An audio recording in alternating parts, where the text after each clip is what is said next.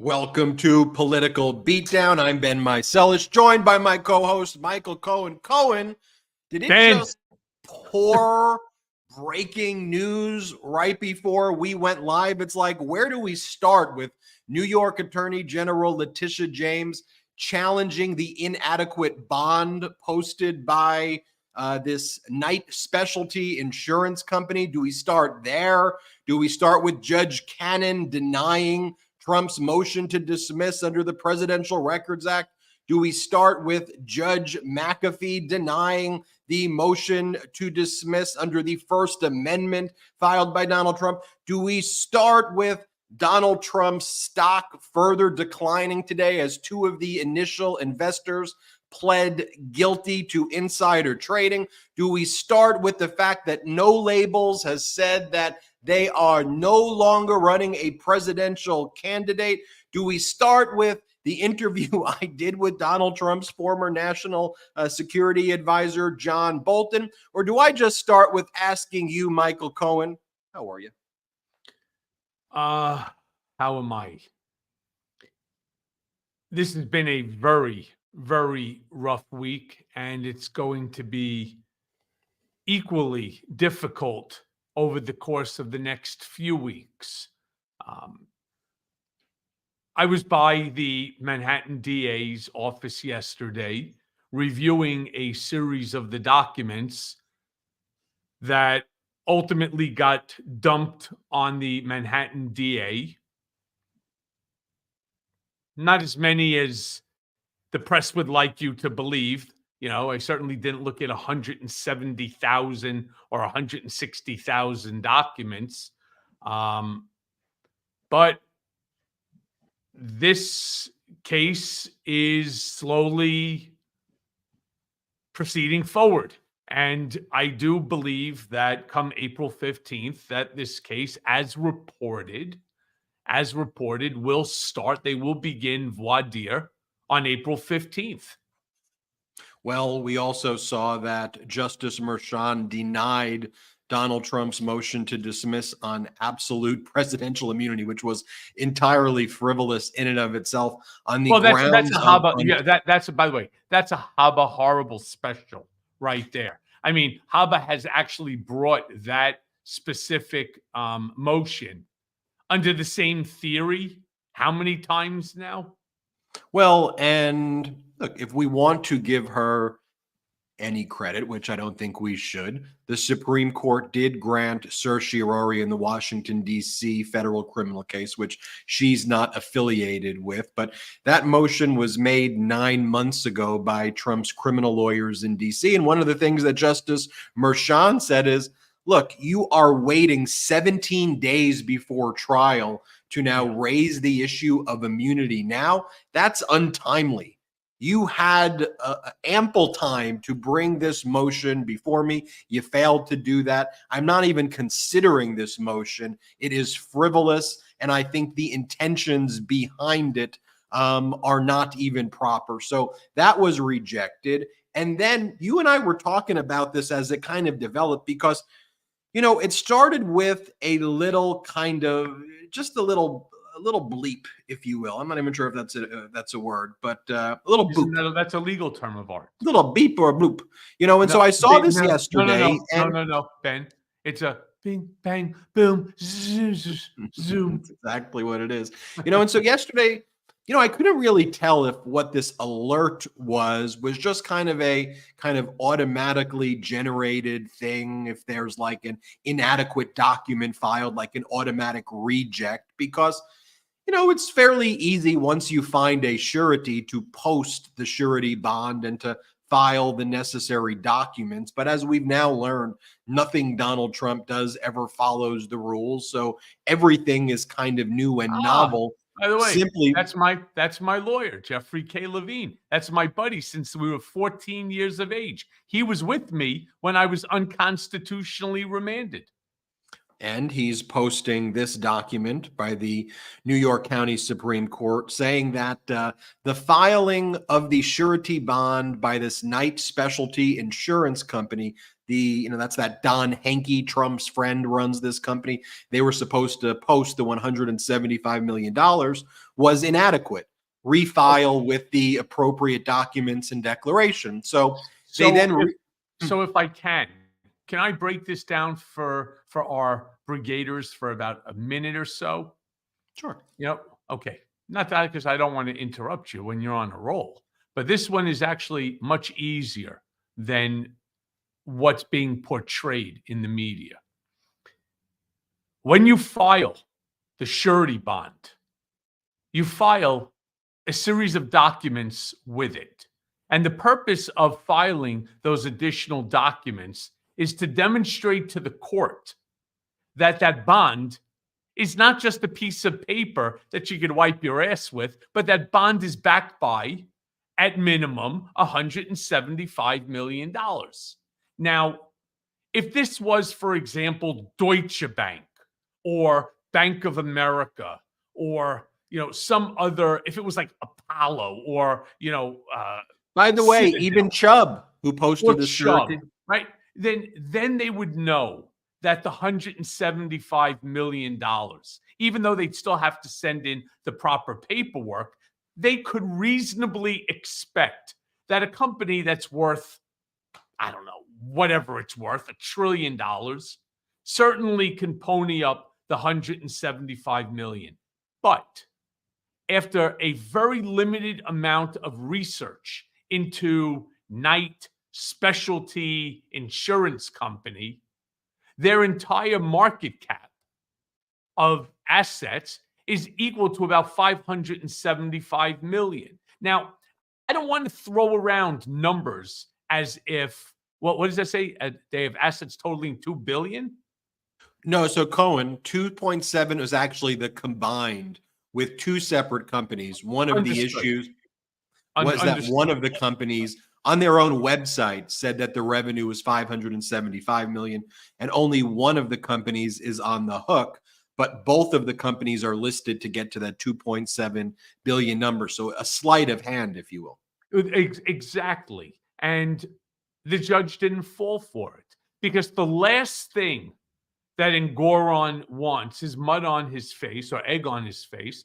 And Tish James, when the decision comes down, assuming that, let's say there's no change in Engoron's 92-page decision, they're going to want to knock on the door of Knight Specialty and say, hello, hi, State of New York is here. We'd like a check for $175 million, please. Well, what happens if Knight Specialty doesn't have it?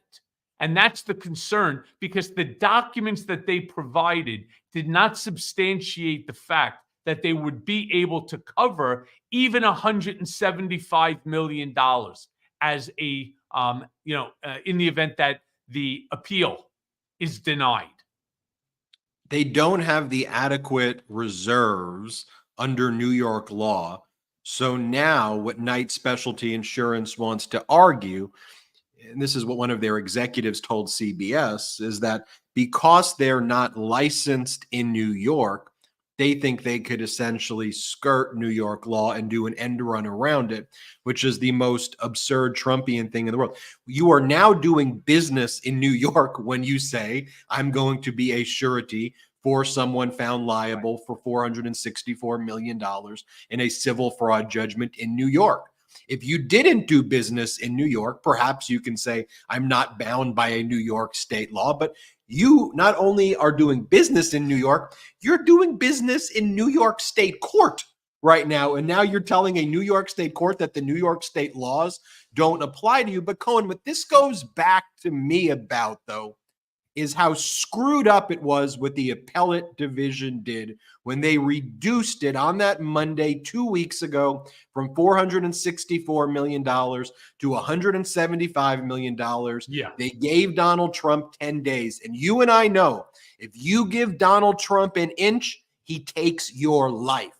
You give him an inch, he takes your life, screws you over. No good deed goes unpunished when it comes to Trump. He took those 10 days to concoct a scheme, it appears, with this night specialty insurance to basically post a bogus bond and now delay the inevitable here and now buy 30 days or 40 days. Because look, well, he doesn't Justice get and to, yeah, he doesn't get to buy himself any time here. You see, that was the part I was gonna bring up. It does right now.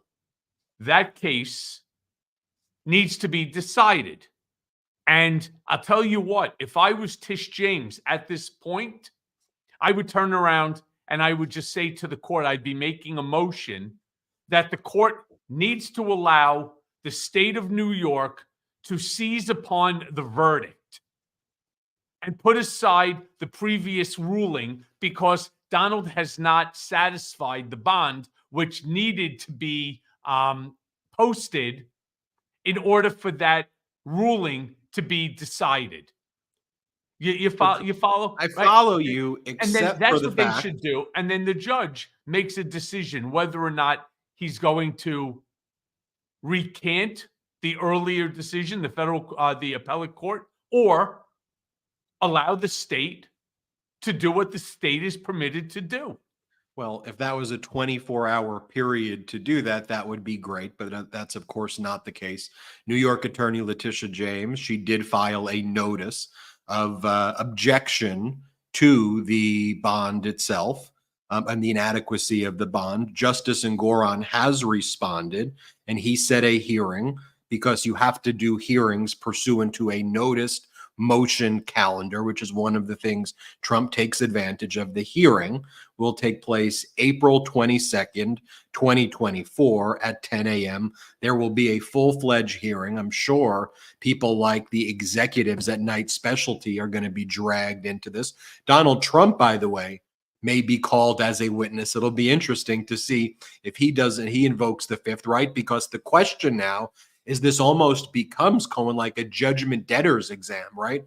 Do you have the adequate finances? And I think the New York Attorney General can call Donald Trump, which will be interesting, but it has been delayed now to April 22nd. So the delay that was creates a problem, Ben, because as you know, April 15th is the start date, the voir dire of the jury for the Manhattan District Attorney criminal fraud trial.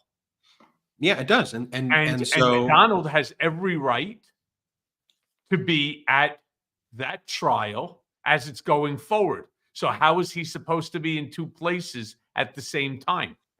well, first off, it's probably not necessary that he is a witness, but what you could imagine is the court can conduct the hearing. It's right in the same area, right? Pretty much same building. The court can hold a hearing in the morning before the jury comes back for the day in the Manhattan District Attorney criminal case. So if Trump did want to testify or had to testify over the issue of the surety bond and its adequacy, I think there would be a way to maneuver that and put it at a certain time. But we'll see. I'm not sure that's necessary. You raise a good point. If Trump whines and says he wants to, then I think you can position it early in the morning before the jury gets impaneled on one of the days or before the jury takes their seat. But here's what I mean with the delay, though. The appellate division allowed Donald Trump a 10-day grace period, reduced it from 464 to 175, and he didn't play by those rules.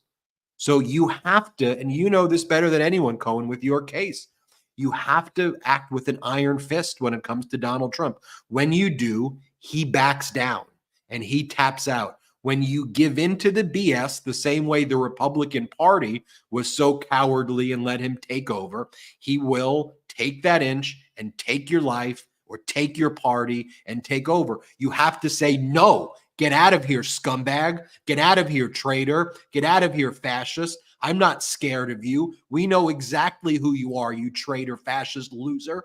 And you have to treat him like that. That's how you have to do it. You are 100% correct on that one. In fact, if our brigaders care to Google this, Trump has just started, or he's filing for something called the TNC, the Trump National Committee. And the goal, as I believe it to be, knowing him as I do, is to replace the RNC, the Republican National Committee, with a Trump National Committee. So, Ben, when you said that you give Donald an inch, and they gave him an inch, and they allowed him to put Lara Loose Lips over there, his daughter-in-law, as the co-chair, the whole purpose is to move the entire party, to move the entire committee away from the RNC, change the whole damn thing, and make it what everybody is referring to. It's Trump's party. It's not the Republican Party anymore. It's Trump's party. And he filed for TNC. Why else would he file for Trump National Committee if it wasn't to replace the RNC? One of the things that has been so difficult for me to wrap my head around, although I can just call it out, is how people have been so willing to sacrifice all shred of their humanity and pride, people like Lindsey Graham and MAGA Mike Johnson, to just have Donald Trump basically just kind of mock him and dehumanize him, and they're just okay with it. Like when I see Tim Scott out there, saying things like, "Oh, I'm definitely not a good candidate. I'm so much better as a cheerleader for Donald Trump." A cheerleader for Donald Trump? What are you talking about? What are y'all talking about? And to watch the Republican Party, even with all of the data points that Donald Trump is a perennial loser. He loses everything, bankrupted almost all of the entities he's touched. Any of the companies he's worked with, most of them have gone bankrupt. He loses everything. And he lost in 2018. He lost in 2020. He lost in 2022. He lost all. But he and the Republican Party would be doing, frankly, a lot better if they had normal human beings running the party and not these MAGA crazy nutcases and really and Putin wannabes. Yet his shtick, which to me is so obviously selling snake oil and creepy and weird, like it just works with a certain segment of the population that's too afraid to stand up. And maybe it's because, like, always heard the term like the country club Republicans. They didn't want to be bothered with it, right? So we'll just stay at, it's fine. We'll stay at the country club and, it'll help our taxes and he'll help us out. No, he's coming for you, morons. You're next. Or in fact, if you look at the history of fascism, you're actually first. You're the first that gets purged from the party. And so that part of it, Cohen, I mean, look, you know him better than almost anyone. Actually, I wouldn't say that the majority, or we'll call it the middle class or the lower middle class of this country, is going to be first to get slapped down, right, by Donald. The first group that he's going to go after is going to be the mega billionaires. Elon Musk, kiss your fucking money goodbye. Kiss your money goodbye. You see, let me be clear about something. Donald is a copycat. He sees something on television that excites him. And what excited Donald? When Mohammed bin Salman rounded up all of his family members, the entire royal class of Saudi Arabia, and he charged them with treason, fraud against the country. And what did he do? He took them all to the Ritz-Carlton, not to a nice suite, but to the main lobby or to the dining ballroom area where they had, 2-inch mattresses and a pillow. And that's where they stayed. And then he hung them by their necks until they signed over X amount of dollars. And how do we know this? Because the very following day, Mohammed bin Salman went out and he decided, because he went after these relatives and took down billions and billions of dollars, claiming that they defrauded the country. And what does he do? He buys a house in Paris right near the Louvre for $500 million. He buys a yacht for $500 million. And he buys the most expensive painting ever sold in the history of this world for, yep, you got it, $500 million.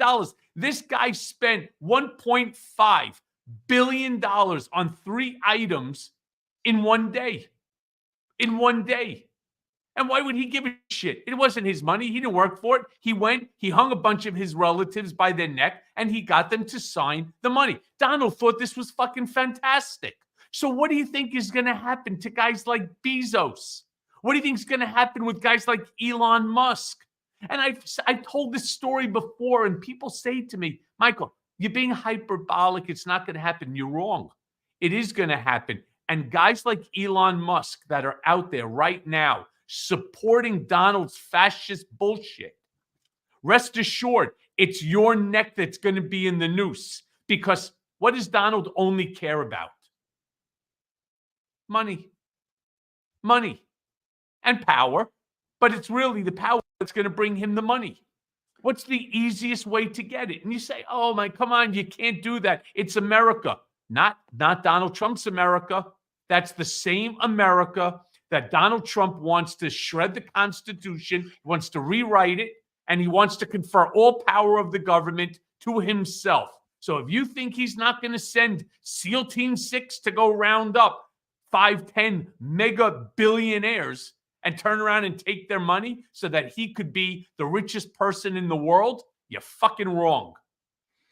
And he's basically saying that. Also, by the way, a New York Times reporter, Maggie report, Donald Trump has been speaking right now with MBS, almost trying to run like a shadow government, if you will, to try to undermine President Biden's foreign policy. Think about how unprecedented and despicable that is. But if you even let's take all politics. We take politics out of a lot of this and focus a lot on normalcy, which is one of the main message in pro-democracy. But let's just take a look at Trump's media company, right? And let's just take a look at some of these, headlines. Of course, we know that the company lost in 2023, $58 million. Total revenue was $4.1 million with an M, about 1.2 million in the fourth quarter with an M, with under 10 million or so active users, and probably closer to 5. This right here is the independent auditor. Now, normally for a company that's purporting to be worth billions of dollars, Michael Cohen, and I know, you use one of the big 4 accounting firms, or maybe some of the accounting firms that are adjacent to the big 4 within kind of like the big 8 or the big 10. You don't just use a solo random dude from Colorado whose office is, this is the guy who's the independent auditor. That's the office. And it goes, meet the team right here. And here's the guy. Ben Borgers is the independent auditor, not Price Waterhouse or Deloitte, right? The same way Trump has an Alina Habba or Giuliani. By the way, Ben Borgers, for all I know, there's Alina Habba. Borgers may be a good accountant. So I'm not trying to say he is or isn't a good. I'm just saying it's odd that this is the independent auditor. Well, I say that he's good, Ben, because he has stucco on the outside of his office. And he did say this to his credit in his independent audit report. This is in the financials. There is substantial doubt about the company's ability to continue as a going concern. The accompanying financial statements have been prepared, assuming the company will continue as a going concern. As discussed in note 2 to the financial statements, the company's operating losses raise substantial doubt about its ability to continue as an ongoing concern. And good for him for writing that. One, our brigader boy from New York wrote in the comments that the guy's office looks like a highway restroom. It does. That's what's a very jarring image. And Cohen, take a look at these headlines over the past week or so. This is from yesterday. 2 brothers who helped fund Trump Media Company plead guilty to insider trading. That came out yesterday. I think the Schwarzmans were their names. The next one, exclusive. Trump Media was saved in 2022 by a Russian American under criminal investigation who created a trust from a bank called Paxum, which is known for doing financing for porn companies, but was not authorized to do business in the United States. So the owner of Paxum created a family trust to divert $8 million to Trump Media to save it in 2022. And that person is under criminal investigation as well. How about this headline? Donald Trump sues Truth Social co-founders, says they're not entitled to the stock shares. The people who went to Donald Trump with the idea to start Truth Social, Andy Litinsky and Wes Moss, they sued Trump because Trump tried to take their 8.7% of the company. It's not like he already has 57% of the company, but he wants their 8.7%, and they were the ones. Do you remember what the media stated was the reason Trump wanted Litinsky and Moss's shares for? To give it to Melania. He wanted to be a good husband and give her stock that belonged to somebody else. You can't make this shit up. Well, Cohen, that actually related to a guy by the last name, I believe it's of Wilkerson, whose shares, I believe, were seized by Trump, given to Melania, not Litinsky. Wilkerson then became a whistleblower for the SEC, gave this information. So these are different founders from the other one that alleged Trump took the shares. I know Andy Litinsky. I know Andy very, very well. Andy was on The Apprentice. He's actually from my hometown and went to Harvard. Impressive young guy. In fact, Andy Litinsky was, before I ended up becoming co-president of Trump Productions, Andy Litinsky started and became the president of Trump Productions. It's really strange that Donald would even have had him bring this idea to him, because as competent as Litinsky is, Donald has been shitting on him for years and years and years. And I don't think Litinsky ever made a dollar. See, he lost in the finals of The Apprentice. But because he's really an impressive young man, that Donald allowed him to remain sort of in an inner circle and to obtain access to him regarding ventures and ideas. So why he would do this now to Litinsky, and you hit it once again, Ben, right on the head. How much? 6.5% between him and Wes Moss, or 8.5% when Donald has 57%. And Donald wouldn't know what the fuck a SPAC was. He would say something really stupid. He doesn't understand what a SPAC is. He doesn't understand what a reverse merger is. He doesn't understand why you would use a SPAC instead of trying to go public on your own, because obviously there are very stringent requirements that you need to file. And obviously this company would never get there, nor would it be worth even the $47+ that they claim it's worth now, which of course is a far cry from the, what was it, $180 a share at one point in time. And that was part of what the insider trading guilty plea was about. But we can go down the rabbit hole even further, Cohen, because how was Litinsky in the orbit? Well, I believe it was alleged that Patrick Orlando, who is also suing Donald Trump, and Trump is suing Orlando, who was the architect of the SPAC that was then alleged to have had unlawful pre-merger negotiations with Donald Trump's people. And then the SEC hit them with an $18 million fine for committing fraud there, which was already paid from the trust account. You have Orlando from the SPAC side, not the Trump media side, suing Donald Trump, Trump suing Orlando. You have a Delaware Chancery Court judge who is livid and threatening sanctions against Trump because instead of filing a cross complaint against Orlando, Donald Trump went to Sarasota State Court in Florida to file a suit against Orlando and Litinsky there. So the point of this exercise, I could keep going further down the rabbit hole, but folks, nothing that I said was, oh, the deranged Jack Smith, the Clinton appointed judge, No, these are Trump's people. That's the point. All of these people who I just mentioned, whether it's Orlando, Litinsky, Wes, this is Trump's crew. These aren't just his people. These are the folks that created the scheme that Donald basically gave a licensing right for the name. And even though he doesn't have a penny invested into it, nor does he have the knowledge within which to have pulled it off, he's going to try to fuck him anyway. Because, yeah, right, Jeremy, Don the Con. It's something that I said in 2018. You know, I don't know if you ever watch like News Nation, right? So on News Nation, Chris Cuomo was interviewing Mehdi Hassan. And I want to be very clear. I want to be upfront about it. I don't like Mehdi Hassan.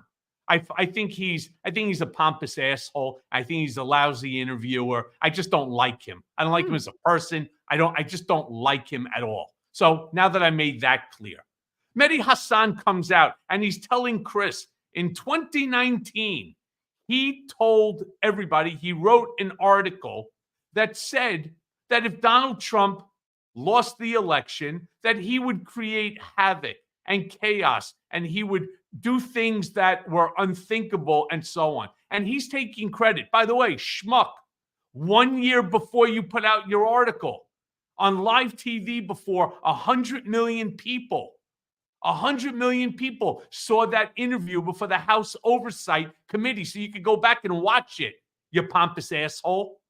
You didn't come up with it. I did. And I took a beating from people like him who turned around and said, oh, Cohen, he's just a fucking hyperbolic maniac, right? That he just hates Trump and so on. And because he's, has this criminal case that's pending now and he's going to prison, that he's saying these hyperbolic things. They all turned around and made fun. They all turned around and they said that it's not true. It's hyperbolic, blah, blah, blah. And you know what happened? It turned out to be true. No different than when I had said to Breonna Keeler, what polls? Says who? I know what they were talking about. I know what's going on. I have a very good sense and a pulse to what's happening on the inside, on the inside track. These guys, 1 year later, and he wants to take credit. I was sitting there watching that interview and I'm like, holy shit.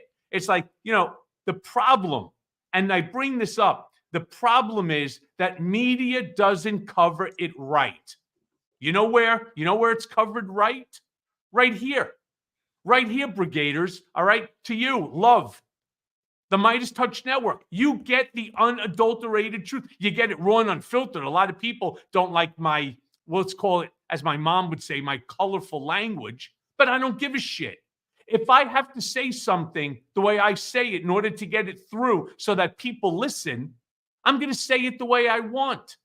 Now, I am respectful and I don't want, the cable televisions or ABC, NBC to get fined. So I kind of do tone it down, my expletives, but it's the same person here on Political Beatdown, on Midas Touch Network, on my Mea Culpa podcast. You're going to get the truth. And even if you don't like it, you may not like everything that I say. You may not like what Ben says, but you know what you're getting from us? Truth. Yeah, and we disagree sometimes. Like I think I like Mehdi Hassan as an interviewer. I think he's a good host. We can have a disagreement on that, and that's fine. We don't have to, as you said, if you agree on everything with everybody, that probably is then there would actually be real concern. One further step down the rabbit hole, though, Cohen, to show you how Trumpian everything is. So Devin Nunes, the MAGA Republican who left Congress, who now leads Trump Media and Truth Social, got paid $750,000 in 2023 on 4.1 million revenue. So basically like 25% of all of the company's revenue went to Devin Nunes. But you know who else got stuff?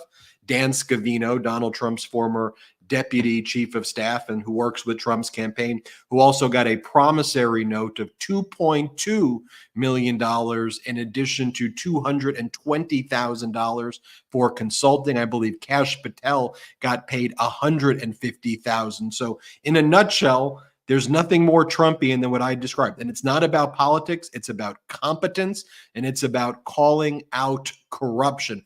I want to remind everybody about patreon.com/political beatdown. Not going to be after show today because we did host a live earlier this week. Go back and watch the live Zoom meeting for patrons. If you missed it, make sure you catch that today. Next week, Cohen and I will be doing what will be the last Zoom meeting before the trial starts, where Cohen's a witness. So you're not going to want to miss that. We'll do other Zoom meetings, but that's the one right before trial. So make sure you sign up now, patreon.com/political beatdown, so you can get access to those secret links. When we return, let's talk about Judge Cannon's order denying Donald Trump's motion to dismiss, Judge Scott McAfee in Georgia's order denying Donald Trump's motion to dismiss, and more. Let's take our break.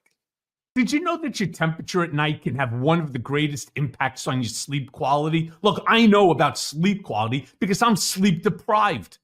But if you wake up too hot or too cold, I highly recommend that you check out Miracle Made's bed sheets. It's inspired by NASA. Miracle Made uses silver-infused fabrics and makes temperature-regulating bedding so that you can sleep at the perfect temperature all night long.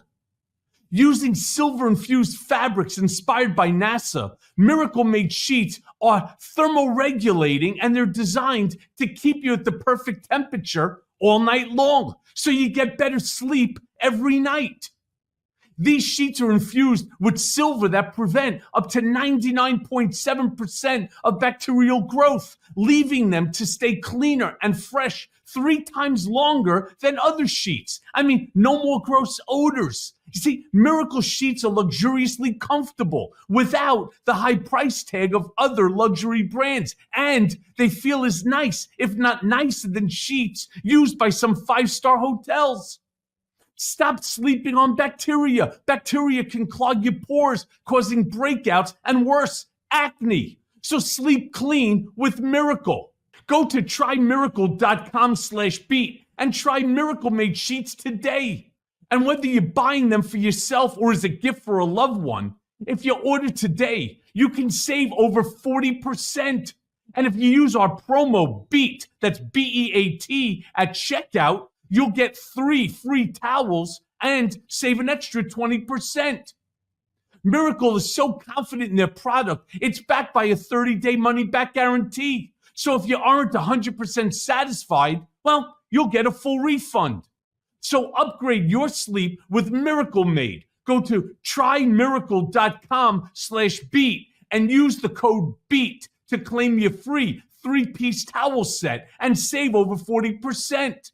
Again, that's trymiracle.com/beat to treat yourself. And thank you, Miracle Made, for sponsoring this episode. And now let's take a quick break to talk about our next partner, Roan. If you're like me, you understand the pains of finding out what to wear. Let's face it, most clothes are uncomfortable or too tight or never actually the size that you really are, and not to mention the annoyance of trying to put together a good outfit. And when you finally do have a good fit, you can only wear it for a few hours before you have an important meeting or dinner, and then you have to change. Everyone wants to dress their best and look good at all times because, frankly, it's a confidence booster. So here's the deal. Men's closets were due for a radical reinvention, and Roan stepped up to the challenge. Roan's commuter collection is the most comfortable, breathable, and flexible set of products known to man. And here's why. Roan helps you get ready for any occasion with the commuter collection, which offers the world's most comfortable pants, dress shirts, quarter zips, and polos. You never have to worry about what to wear when you have the Roan commuter collection. Roan's comfortable 4-way stretch fabric provides breathability and flexibility that leaves you free to enjoy what life throws your way, from your commute to work to your 18 holes of golf. It's time to feel confident without the hassle. With Roan's wrinkle release technology, wrinkles disappear as you stretch and wear the products. It's that easy. With the Gold Fusion anti-odor technology, you'll be smelling fresh and clean all day long. And on top of that, Roan is 100% machine washable, so you can ditch the dry cleaner altogether. I absolutely love Roan. This has truly become my go-to commuter fit. We're on the move a lot, whether it's jumping from meeting to meeting or catching a flight or an important dinner. The Roan Commuter Collection has never let me down.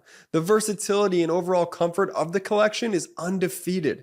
And even after I wear it all day, I still feel super fresh because of that Gold Fusion anti-odor technology. The Commuter Collection can get you through any workday and straight into whatever comes next. So right now, head to roan.com/Cohen, that's Cohen, and use promo code Cohen to save 20% off your entire order.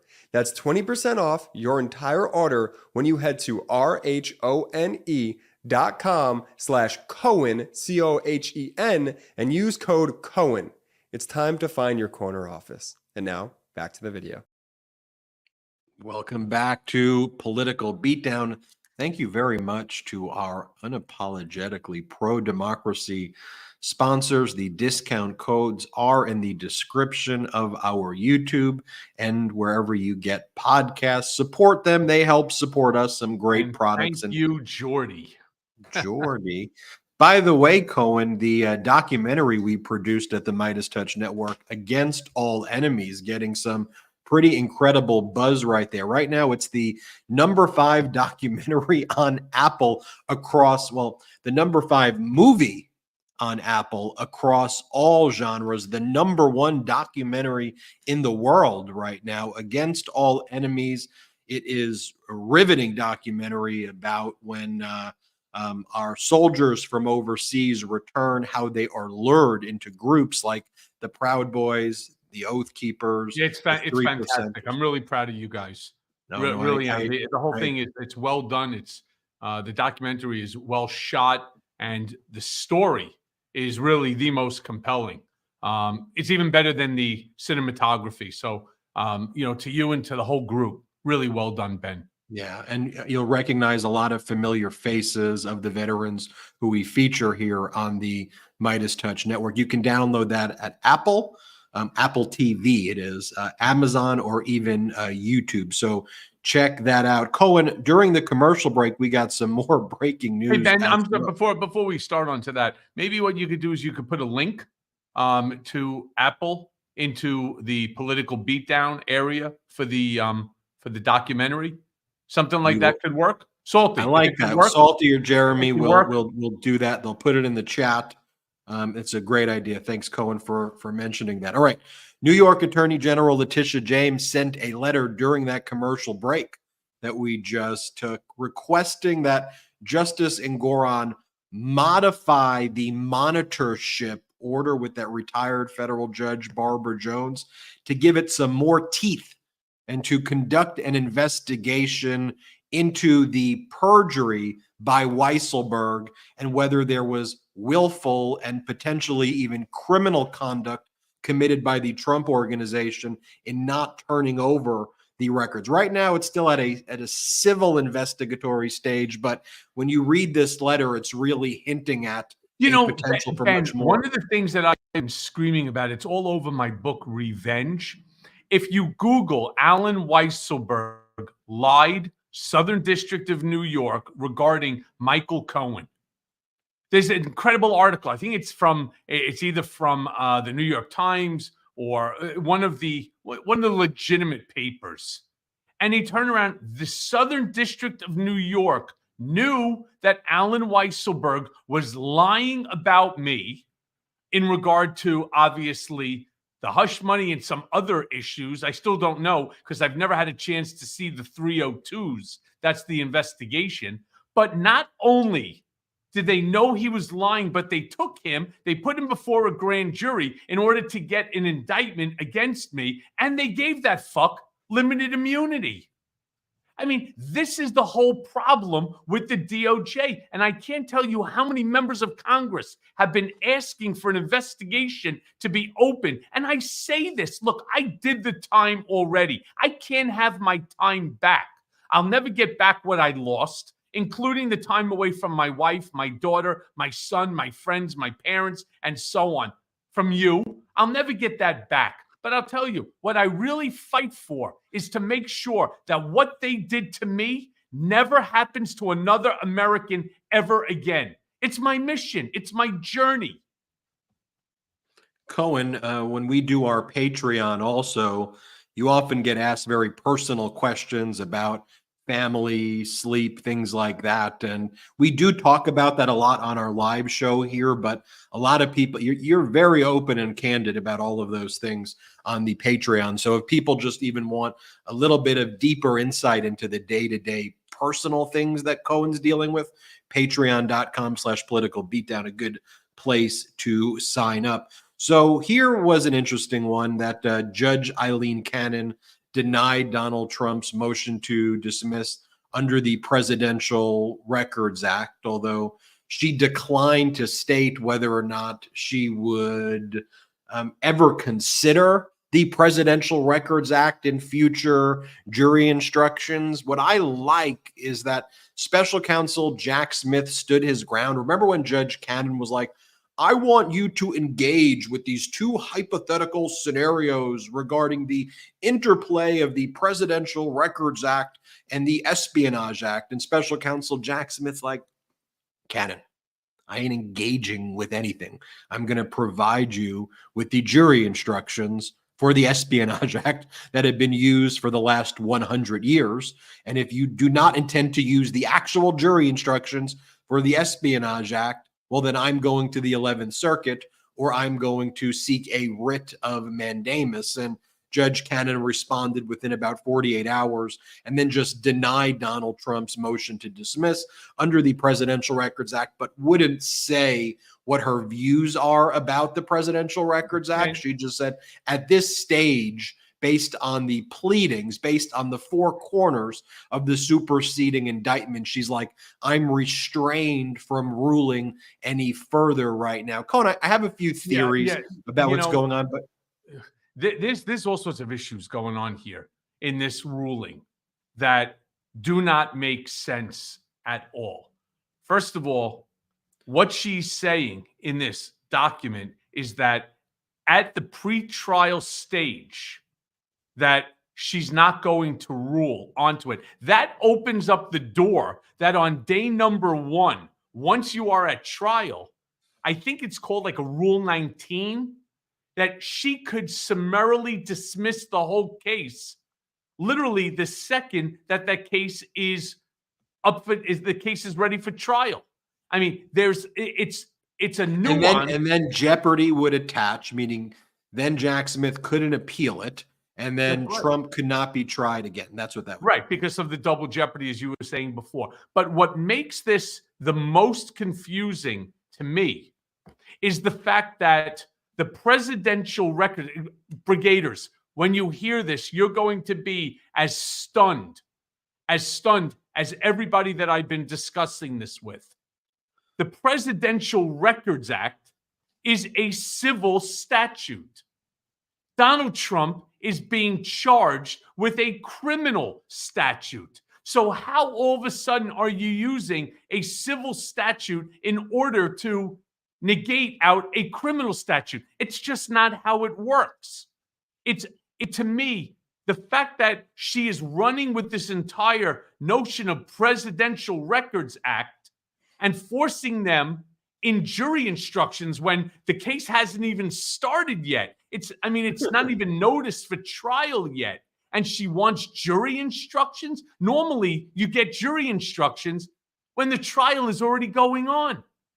But they're using this one of two issues in order to get the way that they want the jury to be instructed. I don't know. I find Judge Cannon very confusing. Oh, I find her very corrupt and confusing, but more corrupt. What Donald Trump's argument essentially is that under the civil statute, the Presidential Records Act, He can telepathically declassify things, but not only that, if he puts things in a box that include our nuclear codes, our war plans, and other national defense information while he's in office, and then ships the box to Mar-a-Lago, they then become his own personal possessions and no longer belong to the government. And a judge and jury is not permitted to question him about that. That's his argument. And then you may be here when he talks about the Clinton Socks case says so. Clinton Socks. No, it doesn't. The Clinton Socks case is some bogus, almost frivolous case filed by Tom Fitton, who runs that right-wing legal group, even though he's not a lawyer. And in 2011, he sued the National Archives to get personal notes that belonged to former President Bill Clinton from 1999 that were part of former President Clinton's autobiography. So autobiography, a personal book, personal notes that were allegedly kept in a sock drawer, not our nuclear weapons, our war plans, and also the district court rejected and denied the lawsuit by Tom Fitton.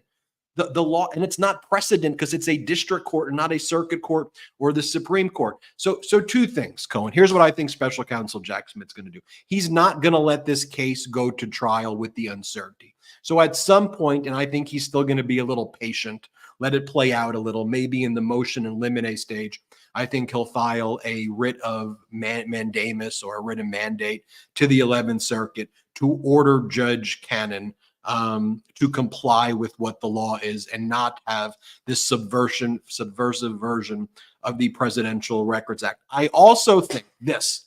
A lot of people have been saying, why hasn't Special Counsel Jack Smith brought charges for Trump's other criminal conduct at Bedminster, right?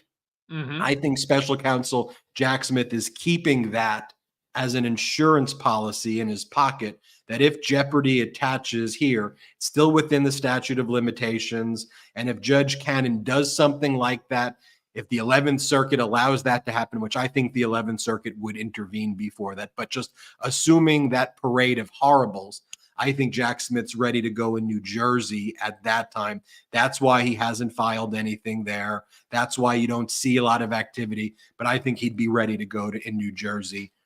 He wants Cannon to follow the rules. She's clearly not going to, but that's my thought. What do you think, Cohen? I agree. She's definitely not following, as I said before. You know, her decisions, her actions are crystal clear to anybody that is even a first-year law student. That, I mean, her decisions, they just smack in the face of legitimacy. I'm trying to get over the fact that the Presidential Records Act, which is a civil statute, how they're trying to use a civil statute to defend against a criminal statute. It just doesn't, it's like the difference between an apple and an orange. Yeah, they may both be round, but they taste very different. No doubt about it. Some other, good economic news that's out, which I want to just mention. Also, No Labels has stated they will not be running any presidential candidate. And I think that's with the good economic news, with the fact that President Biden is now beating Donald Trump in most of the polls, although I don't like to dwell on polls. I want to act like we're behind or Biden's behind. And when I say we, I'm talking about pro-democracy needs to act like we need to just get out there and keep spreading, pro-democracy messages. But Cohen, No Labels, no longer in this. I think people, and you and I have said this for a long time, and it's easier said than done. Let's be patient. I think as people start focusing on the stakes here, and as more of the data gets out about Donald Trump, what he's saying, the fact that he's changed everything that he's saying, the praising of Putin, the changing of the national anthem to the J6 anthem, like when people, all the stuff, when people see it, they're reminded, oh, this is that, got it. Because the media's gone wild for the last 3 years. Not just the fact that there may be collective amnesia, but they've been inducing it. They've tried to act for all these years pumping all this disinfo, not just Fox and right-wing media, but all the media, acting like this is a normal dude. I'm like, Trump's not a normal dude. He's out there changing the national anthem and singing the J6 anthem with the rioters. What in the world? He's out there giving speeches talking about how he'd rather be electrocuted than eaten by sharks. This is a weird, dangerous, strange dude who's out there praising our enemies, who will have us withdraw from NATO. This is someone who talks about being a dictator, talks about poisoning the blood, immigrants, stuff like that. Cohen. Yeah. Look, let me be clear. First of all, as we get to the hour, obviously somebody today needs to receive the two-finger salute. The problem is that there's so many people who are deserving of this fantastic political beatdown honor that we can only really bestow it on, we'll call it one person. It's very hard. And so today, I think the two-finger salute has to go to all of these maggot morons, these fucking idiots with the 3 teeth and the 4 brain cells that are supporting von Shits and Pants every single day, and like the 2 brothers that helped him, like Litinsky, like Moss, like, Marjorie Toilet Green, Lauren Handjob Hobart, Josh Hawley, Matt Gaetz, the whole group of them, Ted Cancun Cruz, all of them. They're all out there as surrogates for him. Why? Because they know that their time is up. They see the power. One thing that they know about Trump, which is very different than Biden. Biden has, let's say, 10 people that are around him. And to get to Biden, even if you're kind of in that inner circle, is exceptionally difficult. Even if you are a top Democrat member of Congress, it is very hard to get in front of Joe Biden. With Trump, it's no different than it was at the Trump Organization. It's an open, revolving door. When I used to sit with Trump in the White House, in the Oval Office, fucking people were walking in and out. You would think it was Grand Central Station, not the Oval Office. That's how he runs things. It's all fucking chaotic. People coming, dropping shit on his desk, walking out, taking stuff off his desk. He doesn't even know what was on the desk, what's been given to him, what was taken off. I mean, there's people coming in and out. Get me a Coke. Just screaming shit all day long. What they realize is that they have access. And the access they're looking for is access that they could financially benefit from. So to all of those that are there, supporting this twice impeached, 4 times indicted, 91 criminal counts, sexual assaulting, judgment, $500-600 million, verdict judgments against him, to all of these people that are supporting this guy day in and day out and just promoting him as the next coming of Christ. Fuck you. And that goes for Lee Greenwood too, the asshole with the Bibles, that sticky paper Bibles. Those Bibles are very, very sticky. I hear he sells them out of the back of his truck. Sticky Bibles you shall buy. Yeah, it's sticky. Sometimes I have to pinch myself and be like, "What? This is real life." But it's important that we all understand the threat, the oddity, the weirdness, the wannabe fascism. And look, you may not like it. You may like it. Go and look at the interview I did with the former national security advisor to Donald Trump, John Bolton. Never in my wildest dreams did I think that I would be doing an interview on Midas Touch with someone like Ambassador Bolton. But he said that he wouldn't trust Trump with the nuclear weapons, that Trump is an existential threat to our national security. Trump's national security advisor says Trump is a national threat, the biggest national threat to our security. It's important that we... Can I interrupt you for 1 second? Can I say, during that interview, did you ever ask him, why didn't you then leave? Why didn't you do something while you were in office as national security advisor instead of 3 years later, all of a sudden you come out, or 2 years later, you came out, with your book, whatever it is, Behind the Door, right? The Room Behind the Door. I read that book while I was in solitary confinement. And I'm going to tell you, that book sucked, right? If it was the only book that I had, I would never have finished it. I've described it to a friend of mine who asked me if he could have it, to read it. I said, it's like pulling nose hair.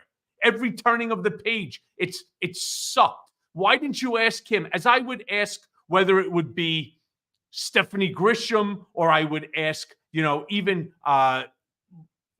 whoever, and blanking on her name. I would ask them, well, why didn't you leave? Or why didn't you do something when you were there? Look, remember, I was still personal attorney to the president when I said, fuck this, no more. My loyalty belongs to my wife, my daughter, my son, and my country. Why didn't they do the same? All of a sudden, like Bill Barr, I told Donald Trump he lost the election. Fuck you, you bloviated asshole. Why didn't you do something when you were? Why didn't you do something when you were there instead of coming out after the fact? And now all of a sudden think that by renouncing Donald Trump today gets you invited back to polite society. I say bullshit. Well, because I think that that's the type of interview that I should do in 2025, with them. Right now, my view is we are on the precipice of a renaissance of our democracy, or a fascism, the likes of which our most darkest dreams cannot even fathom. And in this specific moment in time, I can't change that history. So me having the opportunity to give people a data point, people know that, Cohen. I think that our audience is very smart. I think that they recognize those issues, and I see it in the comments that they get it. The data point that I want to give to people from that interview is a simple one, and I don't want that message to be clouded based on my strategy and how I conduct the interviews, and that is Donald Trump's own national security advisor believes that Donald Trump is the biggest existential threat to our national security. And I know that our choir here at the Midas Touch Network knows about the shortcomings of people who were in Donald Trump's orbit. And I think our audience is smart enough to know the courageous actions of people like you and make that distinction. But for me, one of the key things I want to speak to is outside of my echo chamber. I want to speak to people who are on the fence, who don't have data, and I want them to see that interview and say, this is unprecedented in American history that this is even happening, that a former national security advisor is saying that their boss is the biggest threat to national security. I think that's what people walk away from that interview. So me being confrontational on the interview, which I could have been, I don't think accomplishes that objective that I want to achieve. But I think your criticism is fair. And I also think it's important that people see a productive discussion of you and I, where you can criticize something and I could at least offer an explanation, whether people like that explanation or not. That's why I ultimately did it. Michael Cohen, thanks as always. Patreon.com/political beatdown is your destination. Make sure you're there. Get the secret link to next week's interview on a Zoom meeting with Michael Cohen. Also, check out our film Against All Enemies on Apple. Right now, the link is in the description. You see it right there on Apple, Amazon, That's a and good YouTube. idea, and I'm glad you thought of it. There you have it right there. And check out the Mea Culpa Blue podcast, not the red, the Mea Culpa Blue. Make sure you download that. You see it right there. Make sure you subscribe to our YouTube channel, and make sure you subscribe to Political Beatdown on audio podcasts as well. Thank you, everybody, for watching. We'll see you next time on Beatdown. Shout out to the Brigaders. Shout out to the Midas and Mighty. Against All Enemies. Download it.